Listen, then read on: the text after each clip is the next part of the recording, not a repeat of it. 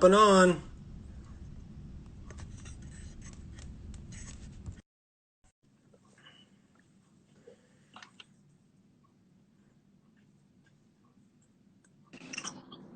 There he is, the man, the myth, the legend. How you doing? Good, Joe. How are you doing tonight? I'm great. I'm We got great. we got some guys logging in. Always grind down in Pleasanton. And what's now? Where are you at tonight? I'm at home tonight, so I'm in Sacramento. Got the Oh, night okay. off. Yeah. There you go. Wednesdays are your off nights, or Yes. Yeah. So I just got done golfing, so good day so far. how'd you shoot it? Actually, better than I ever have, but not all that great compared to a high level golfer. So I shot an 87. Hey, it's buddy of mine used to say, "Hey, I'm going out there for the aerobic exercise." Yeah. Yeah. Yeah. Especially if you didn't have a good night. So I got my steps in. there you go. There you go. Joe Grinstain with Hyperthrive Yeah. Athletics. Jeez, I There you was go. screwing it up all over the place. You're good. No Hyperthrive worries. Athletics in Sacramento is with us tonight, and I'm fired up to talk to you, Joe. We've had some correspondence back and forth, and I think some of the stuff that you're doing is really next level. And we had a chance to talk on the phone yesterday. And what you're doing at Hyperthrive is amazing. You know, you guys have a YouTube channel that's got great content. But let's talk about your background a little bit. Chico State alum. Yes, sir. Go Wildcats. Yeah, baby. Chico State alum, and then you intern, and it's pretty amazing. Some of the places that you've got internships with Alabama, Mhm. SEC territory, Cal, and then I think if I saw it right, 3 years at Cressy Sports. That was my third internship there. I was there for 6 months, but Okay. yeah, I was blessed with a lot of opportunities for sure. A lot of them, happened by luck or me putting myself in the right place. So like you said, Chico State alumni. While I was at Chico State, I committed to kinesiology, and I was really the kind of person where I didn't take anybody's word for anything when it came to my career, right? I wanted to find out for myself exactly where I wanted to be, what kind of work I wanted to do. And so immediately I jumped straight into internships. And so my first internship was in Sacramento at Capital Strength and Performance. And then from there, followed that up at University of Alabama. So I was at Chico State, and at the time, Chico State didn't even have a strength and conditioning coach on staff because it was Wow. a D2 and wasn't required at D2s, which now it is.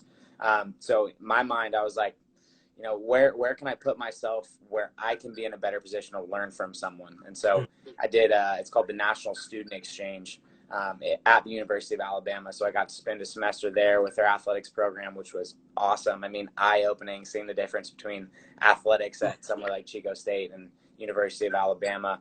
And then came back to California, did my next internship at Berkeley with their football team, was there for a summer, and just interned under some incredible coaches there, just so high level, detailed coaches. It seemed like they were, that was a moment in my career where I was like, that's the kind of coach I want to be. Someone who really cares so much about their athletes that every single detail is taken care of, Yeah. and their standards were higher than anywhere I'd been before. And then Cressy Sports Performance in Boston, which Eric Cressy is, top notch, top of the line as far as baseball strength and conditioning. So that's where I really cut my teeth as far as baseball. Yeah. And then came back to California and linked up with my brothers and started Hyperthrive. And since then, it's been, a journey. But I definitely wouldn't be the coach that I am without those internships that kind of molded me for sure.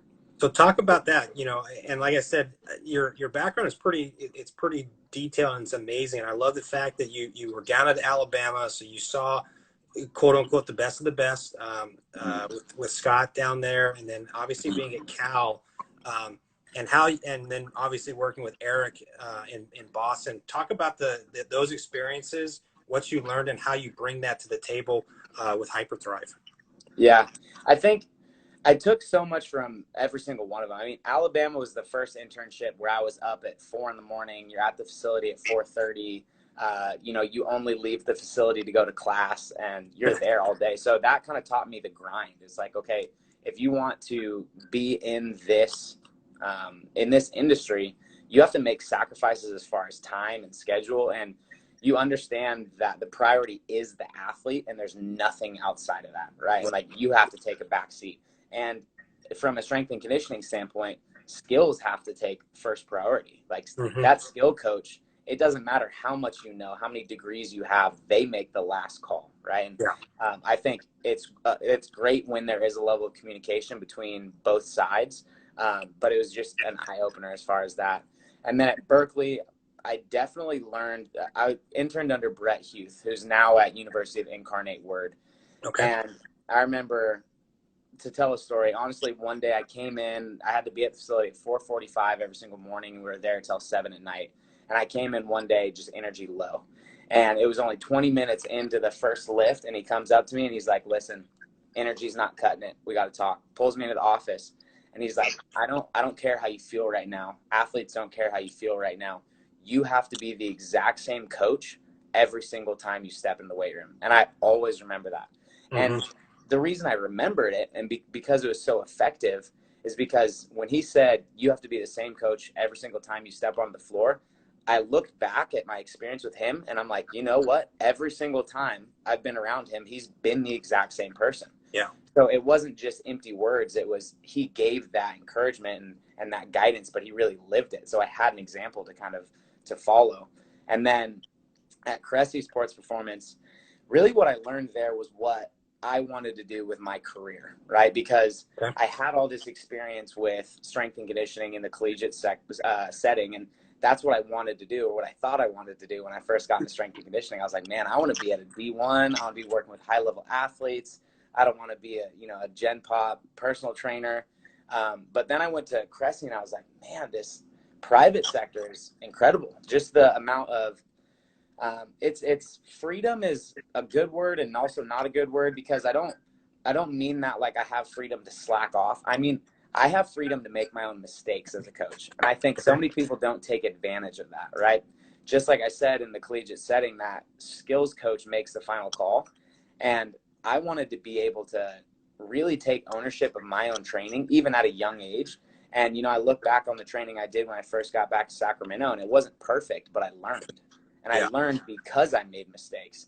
And, you look back and you hope that you didn't, obviously the number one goal is do no harm. And I think we did a really good job of that. But I know that I'm a better coach because I was able to take ownership of my own training, make my own decisions. And really what we've tried to do, and what my goal is to create an atmosphere that's just like a collegiate setting weight room and a collegiate setting strength and conditioning program in the private sector. And I think we've done an awesome job of that. And I think our kids appreciate that. And I also think it sets them up and prepares them to step into a collegiate weight room and feel comfortable, because those kids are in that weight room just as much as they're on the field almost. Yeah. And, they're around their strength and conditioning coach so much. So I think it's really important to be able to step into that as a college freshman and feel comfortable and confident in the weight room. And I think it's impressive to the coaching staff when you can see a kid come in and he looks like he knows what he's doing when he steps into the weight room, Yeah, that's a great point. My last year coaching was at Stanford, and I remember sitting in a dugout, and we had a freshman walk by, and Coach Marcus looked at me and he goes, "That's how they're supposed to look, right?" Yeah. There. And I took it away. I'm like, you know what? He's 100% right there. And you talked about what you do. You're in Sacramento and Roseville. You got two different locations, and the partnerships that you've really combined are huge with Clutch Hitter. Talk about the one-stop shop kind of thing that you're trying to get the baseball, softball athletes to take advantage of. Yeah. I think when you talk about a comprehensive skills approach, basically, how can we make every single thing a collaborative approach as far as skills training and strength training and speed training? And I think who does it the best is track and field, and every other sport has been behind them. And the reason that they can do that is because in track and field, your training immediately affects your numbers, right? Where in baseball, you could have a great off season. You could be the strongest you've ever been in your entire career, and it just won't happen for you that year for a multitude of reasons. Sure. But as far as strength and conditioning and skills training in track and field setting, they're completely integrated, right? Like skills coaches are strength coaches and strength coaches are skills coaches. There's no gap. But in baseball, we've seen this gap where there's strength and conditioning and you go to your facility and there's skills training. And I've even heard it from strength and conditioning coaches in the collegiate setting where the coach tells them, hey, listen, I'm never going to set foot in the weight room. I won't worry about what you do. Don't worry about what we do. And it's like, that is a recipe for disaster, right? Because our body has no idea the difference between different kinds of stressors. You can't compartmentalize stressors. So Mm-hmm. a kid hitting, 315 on trap bar deadlift and really straining through that, that's stress. But also stress is finals week and not getting enough sleep, or maybe dealing with some social issues.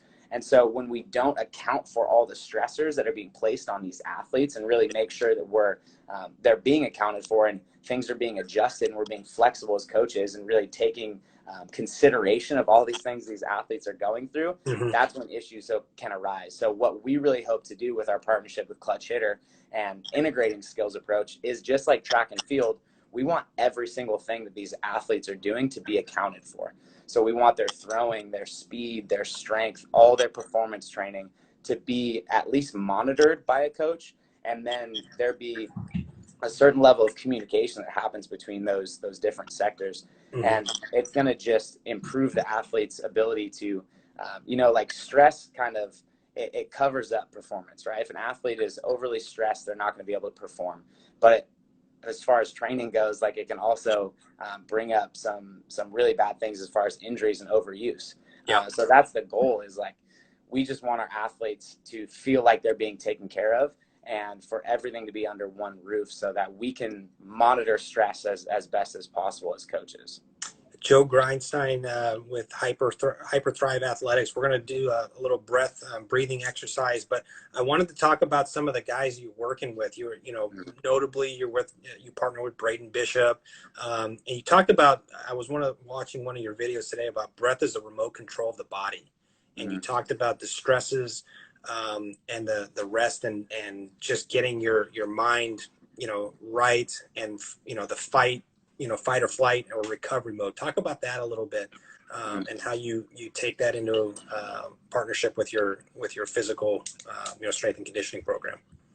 Yeah, I think it's funny because when you talk to athletes about meditation or breath work, they're kind of off-put at first. And I think it's something as a society we are. When you think about meditation, a lot of people think about a monk or, somebody sitting in a robe in like a yoga studio.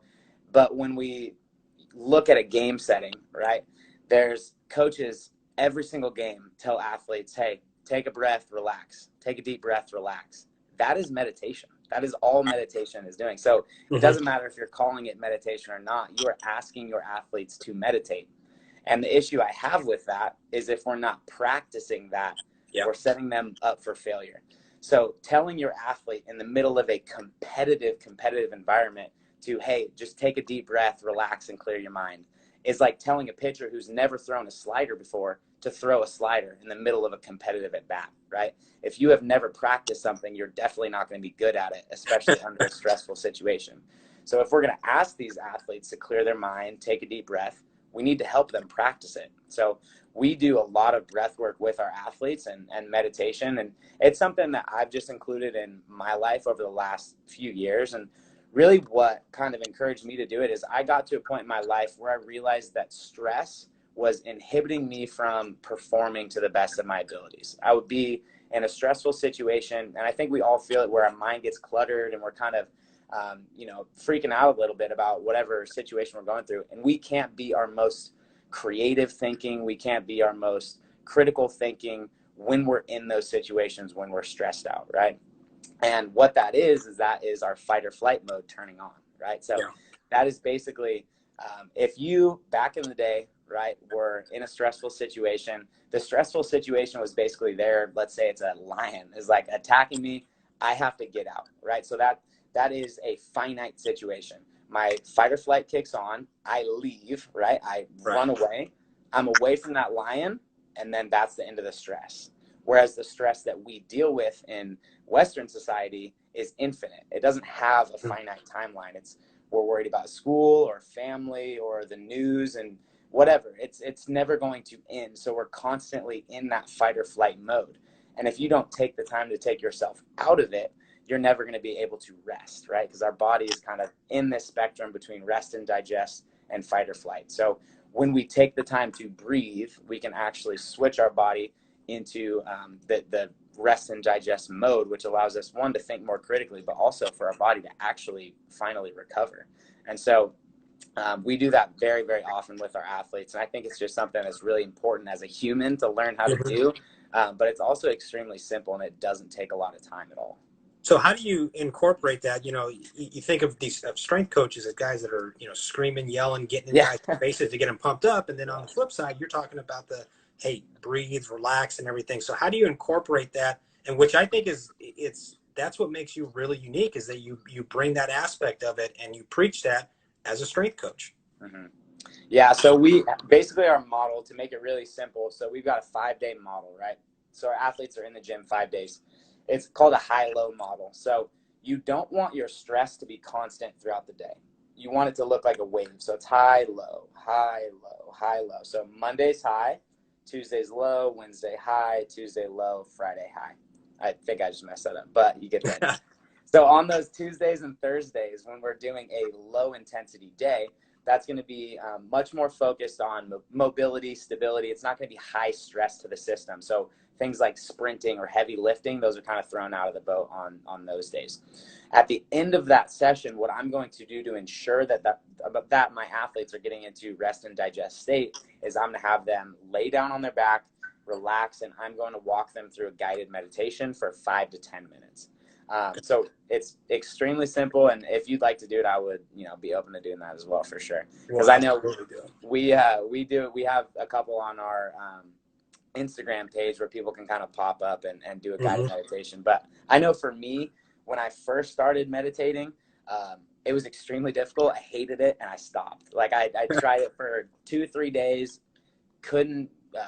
It's because I thought I would get myself into this mode. I was like, I'm going to stop thinking. I'm going to stop thinking now.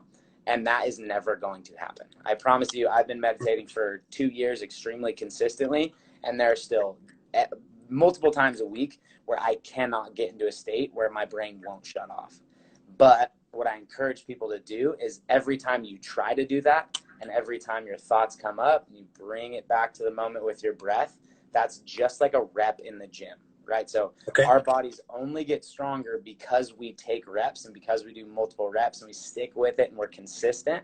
And so just think, every time your brain starts to wander, that's a positive thing because we're working on bringing it back. So it's just another rep at improving your ability to actually kind of hone in on being in the moment. Okay. Joe, talk about, one of the things that as a strength coach that, or as a coach in general, guys are getting back into the swing of things athletically, baseball, softball wise. We're hopefully going to start opening up the state here. And one of the things that you're really big on is arm care. And specifically, it's not just building up your shoulder or your elbow, but it's really building up your whole body for the tailoring muscles and just being able to be in better shape so that you don't get hurt. So talk about that and how you guys work, the entire body so that your arm is actually the least used muscle of the group. Yeah. So some considerations to think about when we're thinking about baseball and softball training. So, and this will kind of just go for athletes in general, but there are some considerations that you want to think about when we're talking about baseball and softball, or just rotational athletes. So when we're thinking about rotational athletes, compared to somebody like a track and field sprinter only goes forward and back, right? So let's talk about like power cleans, back squats, front squats, lunges. Those are all great because they're moving straight forward and straight back. When you think about a baseball player, softball player, there's a lot of things that are happening laterally, right? We start laterally, we create rotation laterally. So when we're thinking about a baseball player and a softball player, it needs to be what's called multiplanar training. So we need to get out of just this front, forward, and back training. And an issue I see is when kids get a program from bodybuilding.com or from their football buddy or power lifter, is those are emphasized on creating basically front to back power, right? But as a baseball player, we know we need to get out of that plane. And just from experience, I did competitive powerlifting for 3 years. The least athletic I've ever felt was also the strongest I've ever been, right? So strength doesn't necessarily correlate directly with athleticism. So we need to take that into account. Single leg training, right? So everything that we do as baseball and softball players also requires us to have strength and stability on one leg, right? Or, you know, kind of an ability to create strength and stability in Mm-hmm. it's called a unilateral position. So that's lunges, lateral lunges, step ups. So all those variations that are single leg focused should be really prioritized for baseball and softball athletes. And then full body compound lifts, right? So something like a squat, something like a trap bar deadlift, anything that's going to incorporate the entire body, that's what we want to focus on. So bicep curls and pec flies, although they're going to give you like that beach body look that all our 16 to 18-year-olds want to get, probably not the best option for you as a baseball player. And they should just be prioritized compound lifts, right? Sure. And then, like you talked about, arm care. So, and the reason why I started with that when you asked about arm care is because everybody thinks about arm care as just bands, external rotations, internal rotations. If your lower body and your trunk don't have the ability to coordinate and decelerate, all of that stress is going to be placed up the arm and the elbow and the shoulder, right? But if our body has the ability to create deceleration from the trunk and from the lower half, automatically we're going to place less stress on the elbow and the shoulder.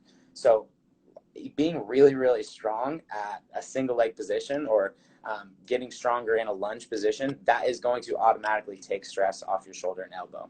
But of course, as baseball players and softball players, we do need to take really good care of our shoulder and our elbow. And I think a lot of people are familiar with band work, and everybody loves to talk about the rotator cuff, right? And the rotator cuff's job, basically, the shoulder joint sits just like a golf ball on a tee, right? Mm-hmm. That's why it is so mobile, is because it can just sit and slide and spin. But that's also its worst enemy because it doesn't have a lot of stability. Like our hip joint, boom, it's a lot more deep in that capsule. It doesn't have as much freedom. Shoulder has a ton of freedom. That's why we can throw as well as we can throw, but it also sets us up for a little bit higher chance of injury. So the rotator cuff's job is just to really, really secure that into the socket, right? So a strong rotator cuff absolutely is going to help with shoulder care.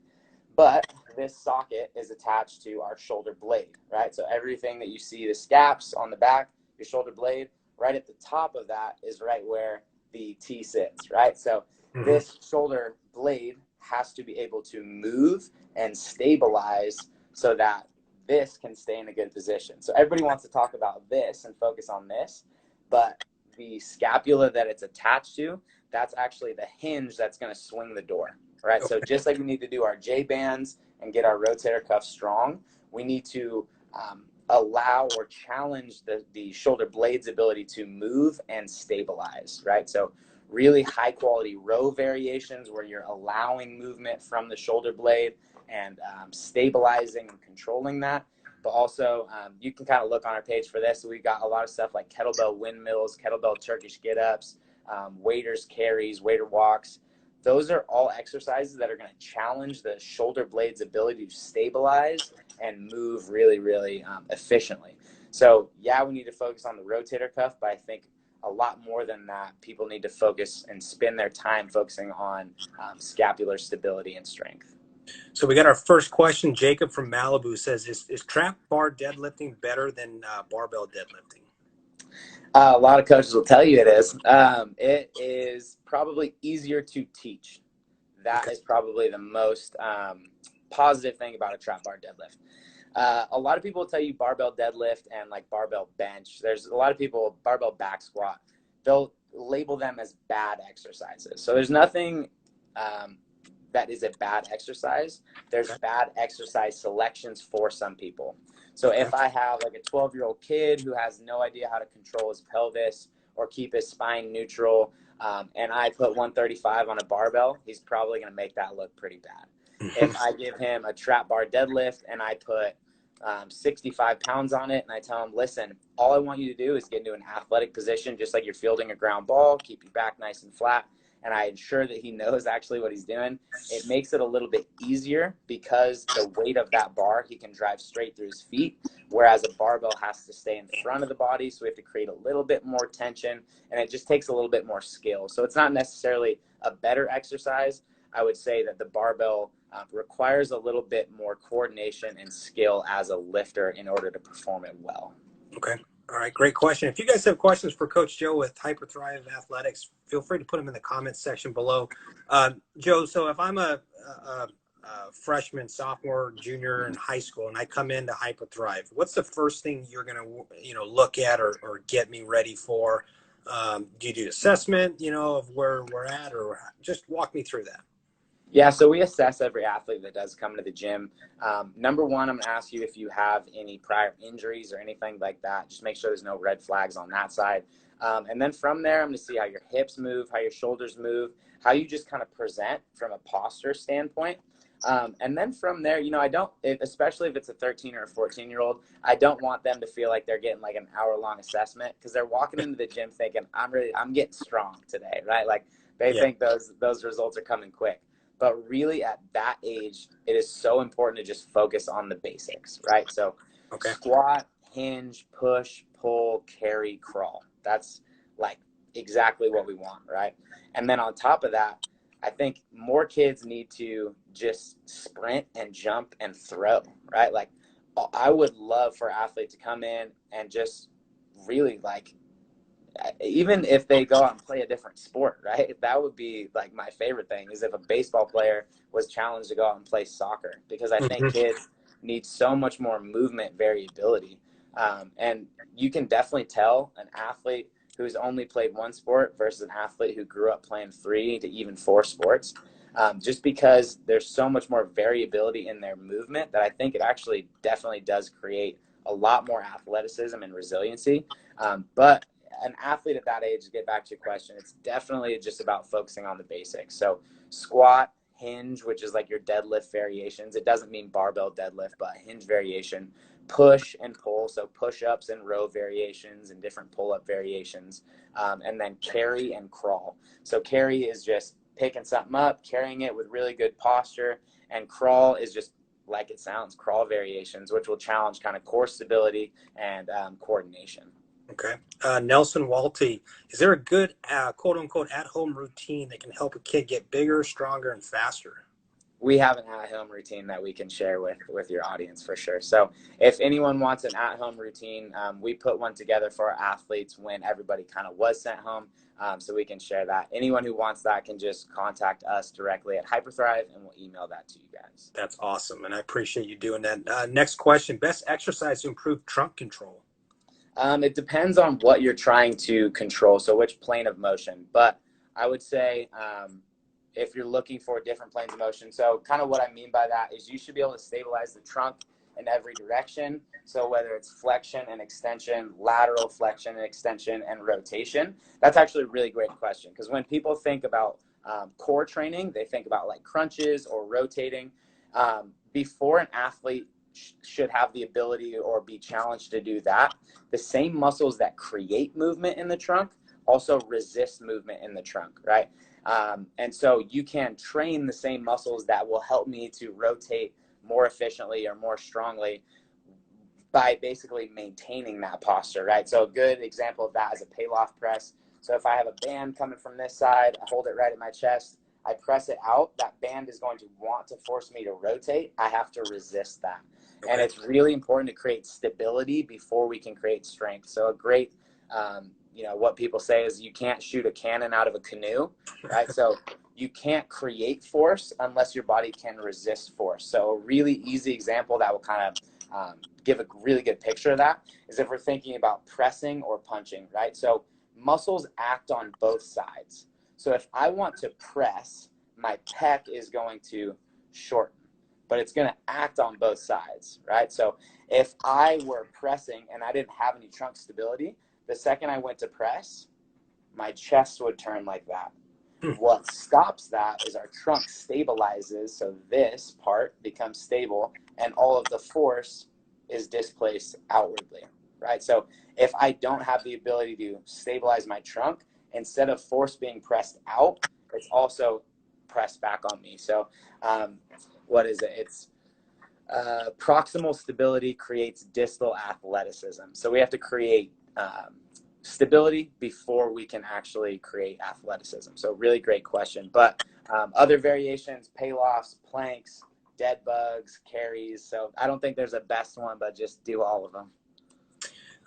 Jacob from Malibu, another question. Currently, I don't have access to a gym, and I want to build lower back strength. Are Superman's good? I mean, obviously, there's a lot of people that are having that problem right now, depending on where they're from. Where Jacob's down in Southern California, where things are closed off, Yeah. and lower back strength is going to be key to a lot of building strength. Mm-hmm. What's is Superman's good? What are some other ideas you would have? Supermans are okay. I probably wouldn't do them to a max end range, right? So don't lift as hard as you possibly can. They're all right. You can probably switch that up or make it a little bit more difficult with doing isometric. So instead of doing a ton of reps, like hold it there as long as you can. Another thing would be like a legs extended hip thrust. So just get in the hip thrust position, walk your feet out until you're almost in a straight line, but your butt's barely off the ground. Squeeze your butt. So that's another thing whenever you're trying to work like low back, make sure that your glutes are turned on so it's not just you arching through your back. As far as low back strength, Supermans are an okay option. Yeah, it's just you're not going to get all that much force. So Sure. just pick something up around your house, I guess would be the other good option. Got it.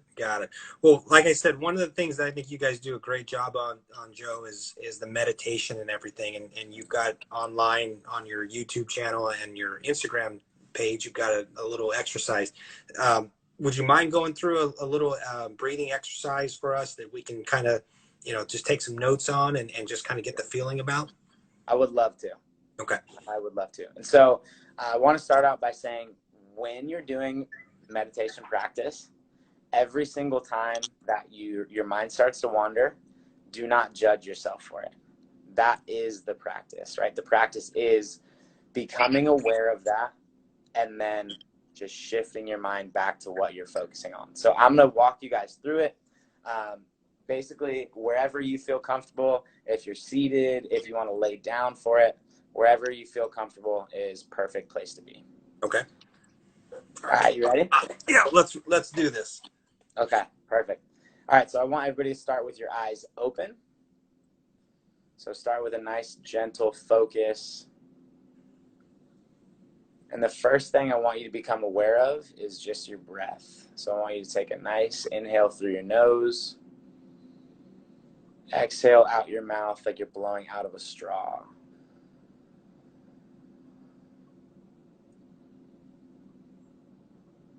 On every exhale, feel your muscles get softer. And then on that next exhale, go ahead and gently close your eyes. Maintain that breath in through the nose and out through the mouth. Muscles get softer on every exhale. Now I want you to start just breathing in and out through the nose. We're not breathing in any particular way. Just following that breath in. Feel it pass through your nose. And then follow it all the way out. And what I want you to start to pay attention to is how that breath affects your body. So you'll feel your rib cage and your gut expand in every direction and then contract.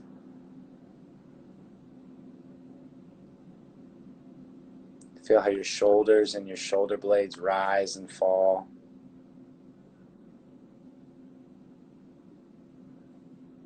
And then the second your mind starts to wander, which it will, just acknowledge it and gently replace your focus back to that breath and back to that rising and that falling sensation.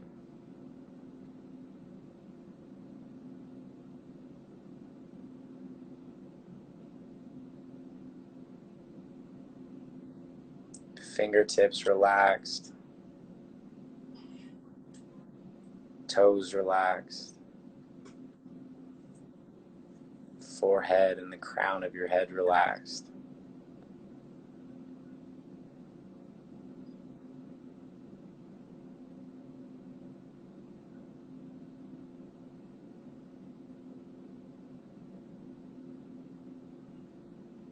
When your mind starts to wander, just gently replace the focus back to the breath.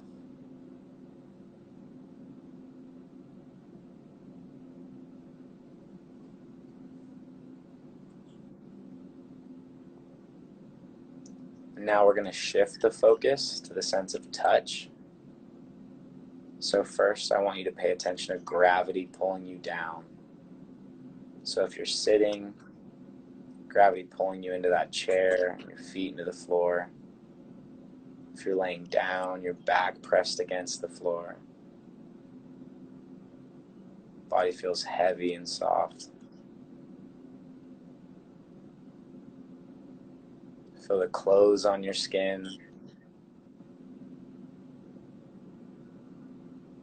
Stay in the moment with that feeling.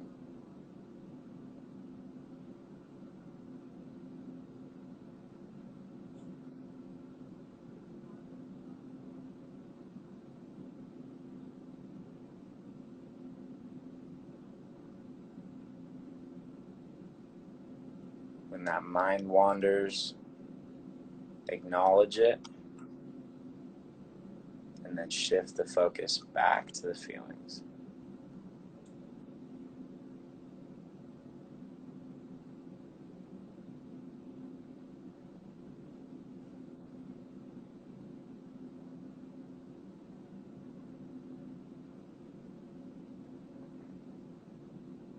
Now we're going to shift our focus to the sense of hearing.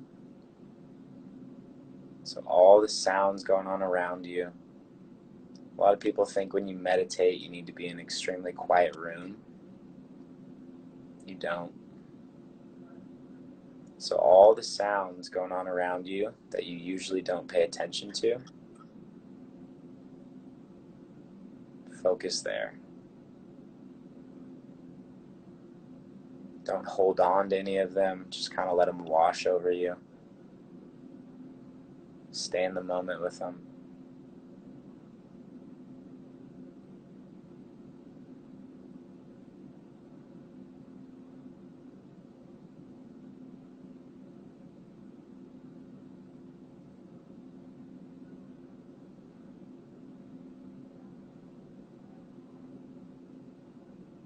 And then one last time, refocus back on the breath. Now we're going to count 1 on the inhale, 2 on the exhale, counting up to 10, and then start back at 1. 1 inhale, 2 exhale.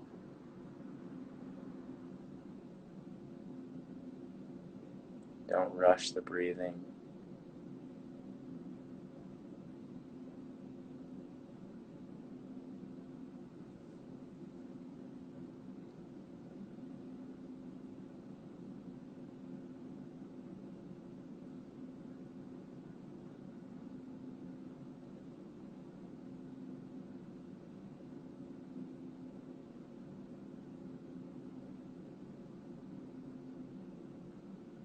When your mind wanders, just go back to that count.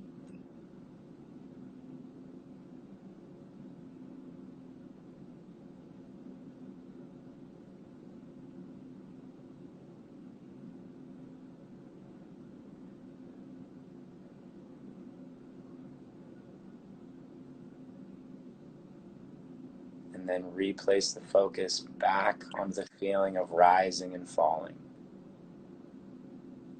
I want you to try to find any tension you're still holding on to. Maybe it's in the shoulders or the neck or the back. And as we release that exhale, just let that tension go.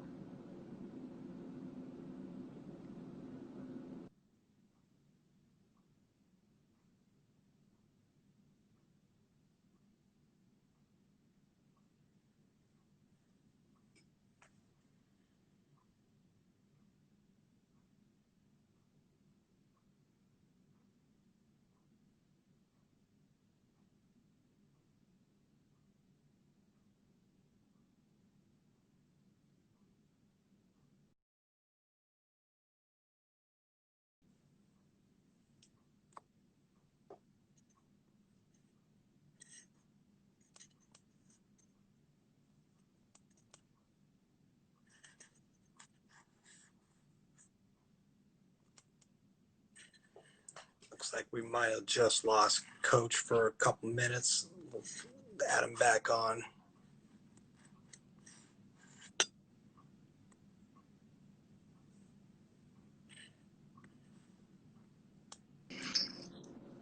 We got you back. It looks like we weren't the only ones that were relaxing. It looked like My phone popped up as 20% battery left. How long ago did you lose me? Just maybe a couple seconds, maybe a minute or two max. So right. That was great. And that's, I think one of the things that, we're all in a tough situation right now. And I think learning to control our breath and we're just letting go of some of those feelings. That's a huge part of, getting through the current situation right now. Yeah, absolutely. Yeah, I think it's just so important to, like you said, I've said it in the past, your breathing is your remote control for your body. And it can be extremely, extremely quick. And so basically in that, I gave you a few different tools that you can use. So there's basically like one of them is just focusing on the feeling of the rise and the falling of the breath, right? Another one is focusing on the sense of touch. So if you need to kind of slow yourself down or bring yourself back into the moment, you can think, where are my feet? How do my feet feel? Are they planted? How do my hands feel? Just doing that, becoming aware of that is going to make you feel a lot better. You can count breaths. So 1 on the inhale, 2 on the exhale, up to 10. And it can be really, really fast, right? Like you can reset yourself in 10 seconds if you need to. It doesn't need to be a 30-minute or an hour-long meditation. So I think it's really important. It's a skill to learn as a human to just be able to deal with stress. All of us are under a lot of stress in general, and I think this year more than ever. So it's really important for you to kind of take control of your life in that way and understand how to minimize your own stress and how to deal with the things that we deal with just as humans. Coach Joe with Hyperthrive Athletics is talking about strength and conditioning. And, I think that one of the things that really appealed to me, and we've talked with some pretty interesting strength coaches with Bullet Performance in Fresno or St. Helena Fitness. But one of the things that you do that's really interesting is not only are you helping the players physically, but emotionally, mentally. And that I think makes you really unique in what you do. The other thing that's pretty interesting is you do a lot of work with professional baseball players. Braden Bishop is somebody that I know you do a lot of stuff with. I saw Matt Manning with the Tigers and yeah.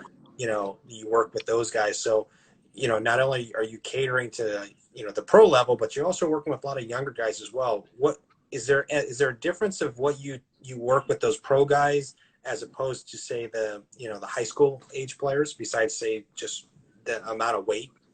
Yeah, that's a great question. And what I think everyone envisions is that with our professional athletes, we do something super crazy off the wall and they're doing more high level or more intricate things. And at that level, it's like a tube of toothpaste, right? So when you first get a tube of toothpaste, you can push down anywhere on that toothpaste and you're going to get toothpaste out. That is like a kid who's never strength trained before. Anything they do in the gym, a 13-year-old could hit, 20 push-ups a day and 20 squats and get something out of it. But a high-level athlete, that's like a tube of toothpaste that you've already rolled it up and it's barely got anything in it. So, it takes a lot to get performance enhancement from them. But it doesn't mean that we're doing off-the-wall stuff. It just means we're being a little bit more detailed about how we plan out their training or anything like that. But they're still dominating the basics is really what I'm saying. And they're still hitting perfect lunges. They're still hitting perfect pull-ups and push-ups and rows. And one mistake a lot of people make is with those high-level athletes, they think they need more, right? More is not always better. Better is better. Better is the only thing that is better, right? You can't take an athlete like Matt Manning or like Braden and put them under an extreme amount of stress or amount of reps because they produce more horsepower. So they have the ability to hurt themselves because they produce so much horsepower. So with those athletes, it's really about pulling back on the reins with them, right? It's about stress management. Whereas, a young kid, a 13-year-old, they're resilient. Like they could go into the gym and be in there for 2 hours and pop up the next day, where I'm turning 26 and now I'm having to, I'm waking up sore and kind of beat up. So we have to be a little bit more detailed and concerned with how much stress we're placing upon high-level athletes because they have more horsepower, so they put more stress on their own bodies. One of the videos that I was watching, Joe, on your YouTube channel, you talked about the compound effect and what missing one day of any kind of activity, strength training, practice, what that can do to set you back. And when you really broke it down, I sat there and thought to myself, man, that's really powerful stuff. Yeah. So the compound effect, I think it's a book, The Slight Edge, is something that's been really, really impactful for me. It's a great book for anyone I would consider reading it. And basically what they talk about is the slight edge between elite performers and subpar performers is just like it says, it's very slight. It's not huge gaps between elite and normal people, right? It's like I said in that post, if you miss 1 out of 5 days a week, in that moment, from an acute perspective, you're like, it's just 1 day a week. That's not a big deal.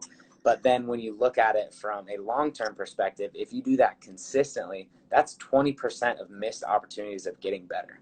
And I can tell you that the best athletes that I've been around, the guys who aren't just there to compete, they're there to dominate, and they want it really, really bad. They don't necessarily do more. They're just always doing better work, right? So, but the number one step is showing up. Like you have to be there, right? And I think so many kids, they're like, 1 day, what's that going to affect? But when you look at it from just a math perspective, it's 20% of missed opportunities. And you have to be in the room to get better. And that's the compound effect. It's not the big things, it's the small things. Like I think one thing that I've really become aware of lately is, and I think it's the perfect example of having integrity, right? And having integrity in your work ethic. So when you go to like Costco, how many shopping carts do people not walk 50 feet to the shopping cart thing? And it's a perfect example of integrity because you know that the right thing to do is to bring that shopping cart back. You also know that there's not going to be any negative consequences for you if you don't, right? So that is the perfect example. Okay, nothing bad is going to happen if I don't do the right thing, but I know what the right thing is. And how many people in our society know that and don't do the right thing? It's like shocking to me. But that's the difference between success and failure. And it's not big things, it's small things like putting your shopping cart back, because that is a compound effect. If you allow yourself to take the easy way out over and over and over, that creates a compound effect. If you just make the decision that the type of person I am is that I make the right decisions when I know I need to make the right decisions, it's not, when you get to that decision, when I get done with my shopping cart, I know what kind of person I am. I don't even make the decision anymore. The kind of person I am takes the shopping cart back, right? And I think so many people act like they don't have answers, especially when it comes to fitness. You see it all the time. I don't know what to eat. I don't know what to do in the gym. I don't know how many days a week. But if I put in front of people, okay, a bag of hot Cheetos or an apple, what is the right choice, right? Like everyone knows what the right choice is. They just don't want to have to take the responsibility to make the right choice. So it's easier to act like I don't know what I should be doing, right? So I think I just kind of went off on a tangent, but it makes a lot of sense. It makes a lot of sense. That's the determining factor, is just having integrity and making the right decisions when you know you need to. We got about 10 minutes left with Coach Joe. Make sure you guys get your questions in the comment section below. Jacob from Malibu has been on fire tonight. Are there days where you should just do nothing at all, or is it always better to have active recovery days? So great question. Really awesome question. Active recovery days, I would say, are better for you than doing nothing at all. But an active recovery day, just like I said, our high days should be high and our low days should be low. They should be extremely low. But when we look at recovery modalities, so a lot of people talk about cryotherapy or Normatex or icing in general, anything like that. What we're searching for there is fresh blood flow, right? So an active recovery day, in my eyes, would be going out and taking a 45-minute walk.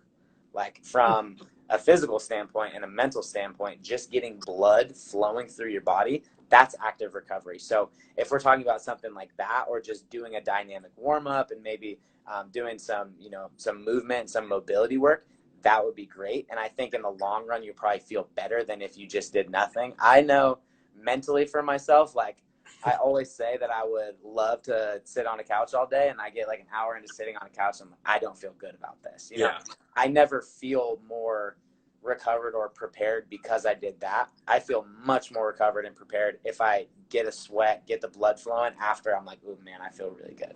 So opinion wise, I would say active recovery.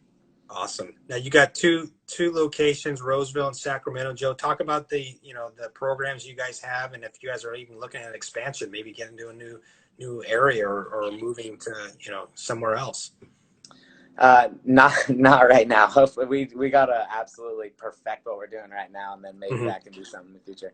But so we're in Sacramento, so our location is right next to Sacramento State. That was our original location. We've been there for 3 years. So we offer strength and performance for athletes as well as adults and just general population. Our focus is definitely softball and baseball athletes, but we work with a multitude of athletes. The youngest we work with is about 8th grade, and then all the way up to professional athletes. And then just this summer, we added our Roseville location. That is inside of Clutch Hitter, so that allows us to do skill work. So we've got batting cages, mounds, and a plyo wall. So we're integrating skill work into that. And that is, our athletes are there, softball and baseball, 8th grade up to professional athletes as well. So we do all kind of semi-group training. So you're usually in a group from like 5 to 10 athletes. We like to keep our coach to athlete ratio like 1 to 5. So for every 5 athletes, we have 1 coach. So we offer that program, and I think we do a really great job. And I think our athletes really love the environment that we've created there as well. We got a question. Ankle stability, ways to improve ankle dorsiflexion. Great question. So ankle dorsiflexion, for anybody that doesn't know, so imagine this is my ankle. The ability to get that way, that's dorsiflexion. So a good way to think about it is a dolphin's dorsal fin is on the top. So dorsiflexion, imagine that. So for ankle dorsiflexion, one thing I would say is it's more about, don't think about it as flexibility, think about it as mobility. So flexibility is like my ability to bend my wrist back. Mobility is how much I can do it on my own. So it's got to be controlled movement. But one thing I really like for ankle dorsiflexion mobility is like just calf raises, but doing a really, really slow eccentric. So eccentric is just the way down on the calf raise. Go extremely slow and control it down as far as you can, and then control it on the way up. So that way we're not just working flexibility, we're working the tissue's ability to actually control that range of motion. That's a great, and again, Joe, I think one of the things that really drew me to you was, the fact that you work with such a broad range of players, whether it's the professional player, but also when you look at your website and your YouTube channel, you've kind of catered it to the guys that aren't physically ready to lift like the pro guy, but you're putting them in a progression so that they're going to get there at some point. Yeah. I think it's such an important thing to remember, that when you start out, don't feel like you have to do all these crazy exercises. Like Instagram wants you to think that's what you need to do. But really the important thing is to absolutely build the base with the basics. So a great example I love of that is a pyramid can only go as high as it is wide, right? So think of that as the base you're building when you're just getting into the gym. The ability to just control positions and be awesome in the basics. So our squats, our lunges, our hinges, our pushes, our pulls. That is the most important aspect of training, is just building the basics and then building off of that. Oh, you've got a really good platform, I think, that you're doing right now. Hyperthriveathletics.com is your guys' website. Same on Instagram. What's a way to get in touch with you, Joe? I know your YouTube channel's got some great stuff about meal prep. We didn't even get into that, but that's certainly something that would be great. You had mentioned about getting in touch with you for an at-home routine. How can people get in touch with you, Joe, to either sign up for working out with you or ask a question? We are extremely active on our Instagram. So any questions you guys have, send them over to the Hyperthrive Athletics Instagram. We would love to answer any questions you guys have about training with us, or just training questions you have in general. We are here as a resource for you guys. That's the reason we do this, is to help athletes and to help people improve their health and quality of life. So any way we can do that, please don't hesitate to reach out.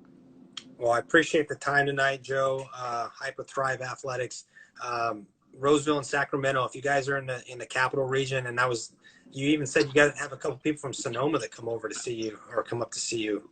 Yeah, we've got people coming up from like Atwater. We've got people from Sonoma.